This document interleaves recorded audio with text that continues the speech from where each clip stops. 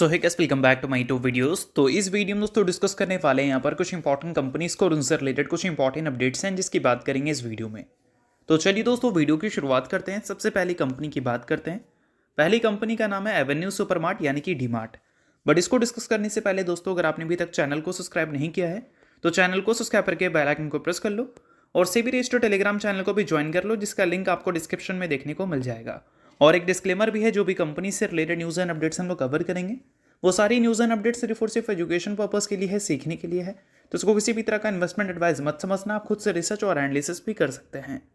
तो चलिए दोस्तों वीडियो की शुरुआत करते हैं। सबसे पहले बात करते हैं एवेन्यू सुपरमार्ट से रिलेटेड कुछ इंपॉर्टेंट न्यूज़ एंड अपडेट्स के बारे में। सो दोस्तों, अगर एवेन्यू सुपरमार्ट की अगर हम बात करें तो ये कंपनी अभी रिसेंटली आपको काफ़ी ज़्यादा फोकस में रहती हुई देखने को मिली थी, क्योंकि कंपनी में एक सिंगल ट्रेडिंग सेशन में 5% तक की तेज़ी हमें देखने को मिला था।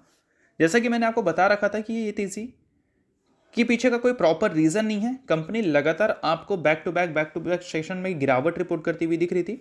इसी वजह से एक सिंगल ट्रेडिंग सेशन में बीच में कंपनी में स्पैक दिखती है, और वही चीज़ आपको डीमार्ट में देखने को मिला था। उसके बाद अगर देखोगे तो डीमार्ट की परफॉर्मेंस लगातार वंस अगेन हमें वीक ही देखने को मिल रही है, क्योंकि ये तेज़ी बोल सकते हैं एक अपॉर्चुनिटी बाइंग की तरह होती है, ये सस्टेन नहीं कर पाता है। और अगर हम बात करें पिछले 5 महीने के बारे में दोस्तों, तो ये जो तेज़ी था ये अब तक का सबसे बड़ा तेज़ी था अगर पिछले 5 महीने की हिस्ट्री की बात करें। और वही कंपनी की रीसेंट हाई से देखें तो गिरावट कंपनी में स्टिल 23% की हमें देखने को मिलती है। तो ये सारी चीज़ें तो चलो हो गई, बट कल के दिन ये कंपनी आपको फोकस में देखने को मिलेगी, क्योंकि कल कंपनी के आएंगे क्वार्टरली रिजल्ट। और रिजल्ट जो हमें देखने को मिलेंगे उसको लेकर वंस अगेन बाजार की एक्सपेक्टेशन कुछ खास अच्छी है नहीं। क्योंकि दोस्तों अगर हम बात करें इस कंपनी के पिछले 3 साल के रेवेन्यू ग्रोथ CAGR के बारे में, तो वो हमें 24% की देखने को मिली है, जो कि काफ़ी इंप्रेसिव नंबर है। 5 साल का देखोगे तो 19% हमें देखने को मिला है। पिछले 1 साल की बात करें तो यहाँ पर भी नंबर 17% पे है। बट इस बार जो कंपनी रेवेन्यू रिपोर्ट करेगी उसको लेकर मार्केट की जो एक्सपेक्टेशन है वो ईयर ऑन ईयर बेसिस पे सिर्फ 13% की है, यानी कि 3 साल के एवरेज से भी कम, 5 साल के एवरेज से भी कम, और पिछले 1 साल में भी जिस स्पेस पे कंपनी ग्रो की है उससे भी कंपैरिजन करें तो उससे भी कम मार्केट उम्मीद लगाकर चल रही है। और ऐसा नहीं कि डीमार्ट को लेकर मार्केट की एक्सपेक्टेशन शुरू से खराब रही है।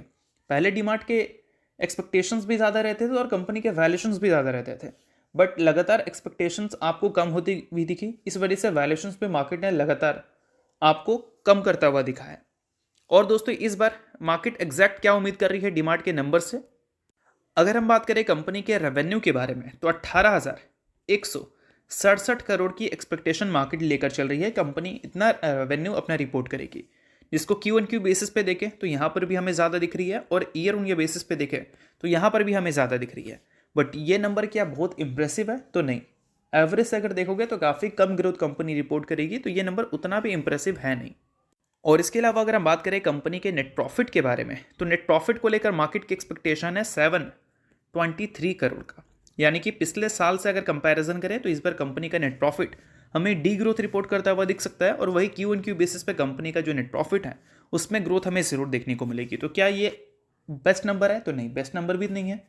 कंपनी का नेट प्रॉफिट अब तक का जो बेस्ट हमें देखने को मिला था वो यहाँ पर देखने को मिला था 774 करोड़ का। उसके बाद कंपनी 773 करोड़ तक आई, बट 774 करोड़ के मार्क को बोल सकते हैं ब्रेक नहीं कर पाई थी। और इस बार भी वो चीज़ें हमें डीमार्ट की साइड से देखने को नहीं मिलेगा। तो बोल सकते हैं कि ये कंपनी अपने प्रॉफिट से तो हमें इंप्रेस नहीं कर पाएगी। रेवेन्यू में डबल डिजिट की ग्रोथ हमें ज़रूर दिख रही है, बट वो ग्रोथ एवरेज से अगर देखोगे तो काफ़ी कम है। तो अगर आप डीमार्ट के इन्वेस्टर हैं तो कल के दिन कंपनी के अर्निंग्स आएंगे, अर्निंग्स को देखना है तो चैनल के साथ अपडेटेड रहना।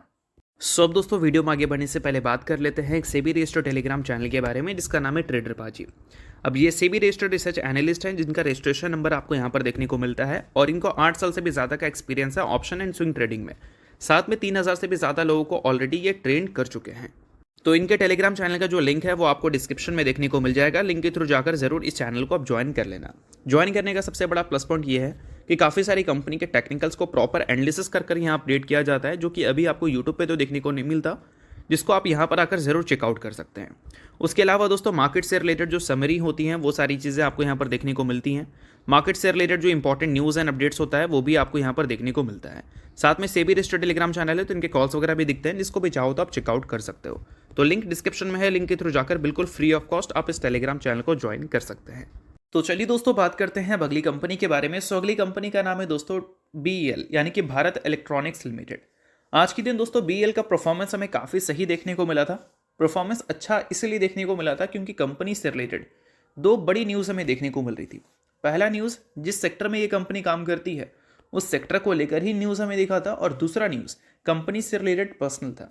अगर हम दोस्तों बात करें दूसरे न्यूज़ के बारे में, तो वो हमें ये देखने को मिल रहा है कि डीमार्ट ने रिसीव किया है एक एडिशनल ऑर्डर, जिसकी अगर हम साइज़ की बात करें तो 596 करोड़ का ये ऑर्डर हमें देखने को मिलता है, जिसको कंपनी ने डिस्क्लोज किया है। बेशक ये काफ़ी अच्छी खबर है। जैसा कि मैंने बता रखा था कि Q3 और Q4 में डिफेंस सेक्टर की जो कंपनीज हैं उनको ज़्यादा ऑर्डर्स मिलते हैं।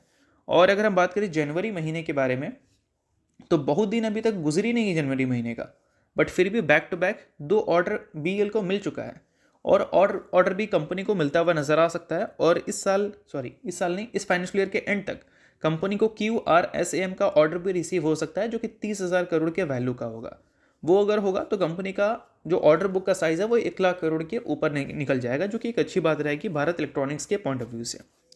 बाकी अगर हम कंपनी के सेक्टर के हिसाब से बात करें, तो अमेरिका की तरफ से काफ़ी बड़ी न्यूज़ हमें देखने को मिल रही है। न्यूज़ यहाँ पर यह है कि ट्रंप ने कट किया है यूएस के जो टायर्स वर्ल्ड बॉडीज़ हैं उसके, बोल सकते हैं, बजट को, और साथ में उन्होंने पिच किया है $1.5 ट्रिलियन डिफेंस बजट, जो कि बहुत बड़ा नंबर होता है भाई। अब देखो एग्जैक्ट पूरा खबर क्या है, तो देखो यहाँ पर मेंशन देखने को मिलेगा कि डोनाल्ड ट्रंप की तरफ से एक मेमोरेंडम हमें देखने को मिल रही है, जो कि इफेक्ट कर सकता है 31 यूनाइटेड नेशन एंटिटीज़ को और 35 नॉन यूएन ग्रुप्स को। इसमें कई सारे बॉडीज़ हमें देखने को मिलेंगे जो क्लाइमेट पे काम करते हैं, हेल्थ में काम करते हैं और एजुकेशन में काम करते हैं। अब एग्जैक्ट ये सारी चीज़ें हो क्यों रही हैं? क्योंकि ट्रंप ने बोला है दोस्त कि हम 1.5 ट्रिलियन डिफेंस बजट रखने वाले हैं 2027 के फाइनेंशियल ईयर में, और करंट लेवल जो इनका डिफेंस बजट का है उससे अगर कंपैरिजन करें इस नंबर को, तो ये नंबर 50% ज़्यादा है, जो कि बहुत शॉकिंग बात है। और अगर आप मान लो ज़्यादा से ज़्यादा पैसा डिफेंस सेक्टर में खर्च करोगे तो ऑब्वियस सी बात है कि कहीं ना कहीं तो आपको कट करना पड़ेगा, और जो जगह कट हो रहा है वो काफ़ी नेसेसरी जगह है, यानी कि वहाँ पर आप इग्नोर नहीं कर सकते इन चीज़ों को। तो मेरे हिसाब से कि ट्रंप का जो पास्ट रिकॉर्ड है उस चीज़ को अगर देखते हुए हम बात करें, तो ये जो 50% करंट लेवल से अपने डिफेंस बजट को बढ़ा रहे हैं, ये सिर्फ हाइप क्रिएट कर रहे हैं वर्ल्ड में दबदबा बनाने के लिए। और ऐसी चीज़ें मुझे लगता है कि थोड़ा होना मुश्किल है, क्योंकि अगर हम क्लाइमेट की बात करें, हेल्थ की बात करें और एजुकेशन की बात करें, तो इसको कोई भी देश नेगोशिएट नहीं कर सकता अगर हम इंडिया को छोड़ दें तो।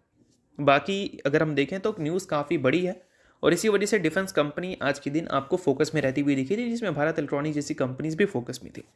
अब देखो 1.5 ट्रिलियन डॉलर की डिफेंस बजट अगर होगी तो एक्सपोर्ट डिमांड हमें काफ़ी ज़्यादा देखने को मिलेगा बीएल जैसी कंपनीज़ के लिए। और ये कंपनी जो बाकी डिफेंस कंपनी के कंपैरिजन में काफ़ी कंसिस्टेंट रहती है। बाकी डिफेंस कंपनी अपने 52 वीक हाई से डबल डिजिट से भी ज़्यादा नीचे है, डबल डिजिट से ज़्यादा तो नहीं बट डबल डिजिट में आपको गिरावट रिपोर्ट करती हुई दिख जाएगी। बट ये कंपनी सिर्फ 4% आपको नीचे देखने को मिलती है अपने 52 वीक हाई से। इसलिए भाई क्योंकि ये कंपनी के जो अर्निंग्स हैं वो काफ़ी कंसिस्टेंट रहते हैं। पिछले एक साल में कंपनी ने 25% से प्रॉफिट को ग्रो किया है, 3 साल में 30% CAGR से, 5 साल में 24% CAGR से अपने प्रॉफिट को ग्रो किया है। इस वजह से भारत इलेक्ट्रॉनिक्स की जो परफॉर्मेंस है वो काफ़ी बेटर रहती है बाकी डिफेंस कंपनी के कंपैरिजन में। तो चलो इसके अलावा बात करते हैं अगली कंपनी के बारे में। नाम है दोस्तों angel one limited. Recently company ने बताया है कि अपने Q3 के अर्निंग्स के साथ ये स्प्लिट और डिविडेंड देंगे। अगर बात करें कंपनी के दोस्तों स्प्लिट के बारे में, तो अभी फेस वैल्यू कंपनी का 10 रुपये का है, बट आफ्टर स्प्लिट कंपनी का फेस वैल्यू 2, 5 और 1 का हो सकता है, क्योंकि तीनों पॉसिबिलिटीज़ हैं, 1:10, 1:5 और 1:2।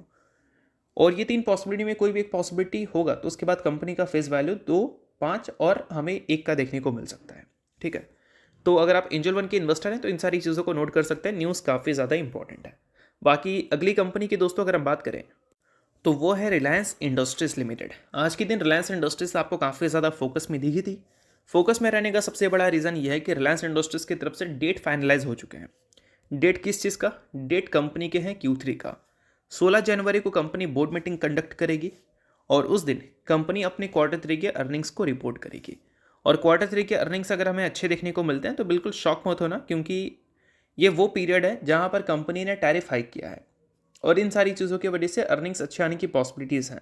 कंपनी के जियो सेगमेंट्स हैं, बट वही अगर हम बात करें कंपनी के इस सेगमेंट के बारे में, ऑयल टू केमिकल वाले सेगमेंट के बारे में, तो वो इस क्वार्टर में तो नहीं बट अगले क्वार्टर में हर्ट फेस कर सकता है, क्योंकि कंपनी ने जामनगर रिफाइनरी जो है उसके जो क्रूड ऑयल इंपोर्ट्स हैं रशिया से उसको बंद कर दिया है। अभी रिसेंटली रिपोर्ट आ रही थी कि 3 रशियन वेसल्स हमें जाते हुए दिखे हैं जामनगर रिफाइनरी में, बट उसको रिलायंस इंडस्ट्री ने डिनाई कर दिया था। बट अभी जो इंपॉर्टेंट चीज़ें हैं वो मैं आपको बता रहा हूँ, और इसका जो इम्पैक्ट है वो मे भी हमें Q3 में नहीं Q4 में देखने को मिल सकता है। कंपनी के एबिटा में इम्पैक्ट आता है तो कंपनी के प्रॉफिट में भी इम्पैक्ट हमें देखने को मिल सकती है। और दोस्तों एक काफ़ी बड़ी और काफ़ी शॉकिंग बात यहाँ पर ये निकल के आ रही है कि इंडिया की जो रिलायंस है उन्होंने कंसीडर किया है कि वो बाई करना चाहते हैं वेनेजुएला के तेल को, अगर अलाउड किया जाता है तो। अब ये अलाउड किसकी बात हो रही है? ये बात हो रही है यूएस की, क्योंकि पूरे वर्ल्ड का सबसे बड़ा ऑयल रिजर्व इसी कंट्री के पास है। बट इसके जो सप्लाई हैं वो पूरे वर्ल्ड में कुछ खास हमें देखने को मिलते नहीं है, क्योंकि यूएस के कई सारे सैंक्शंस हमें देखने को मिलते हैं। अब वो सैंक्शंस को अगर मान लो हटा दिया जाता है, यानी कि अलाउड कर दिया जाता है कि पूरे वर्ल्ड में आप अपना तेल भी सप्लाई कर सकते हैं, तो उस केस में क्या है कि रिलायंस इंडस्ट्री जैसी कंपनीज को फ़ायदा हो सकता है, क्योंकि यहाँ से भी काफ़ी अच्छे डील्स उनको मिल सकता है, क्योंकि बहुत बड़ा ऑयल रिजर्व है, तेल की कमी नहीं है, सऊदी अरबिया से भी ज़्यादा तेल इनके पास है। तो इस वजह से ये सारी चीज़ें इंपॉर्टेंट हो सकती है जब भी ये चीज़ें ऑफिशियल होंगी तब। तो ये सारी चीज़ों को आप नोट करो, क्योंकि काफ़ी इंपॉर्टेंट, बाकी चीज़ें सिर्फ एजुकेशन पर्पस के लिए, किसी भी तरह का रिकमेंडेशन नहीं है। तो होप करता हूँ ये वीडियो आपको अच्छा लगा होगा, और चलो लाइक कीजिए, पहली बार सब्सक्राइब कीजिए। दिन के लिए बहुत बहुत शुक्रिया।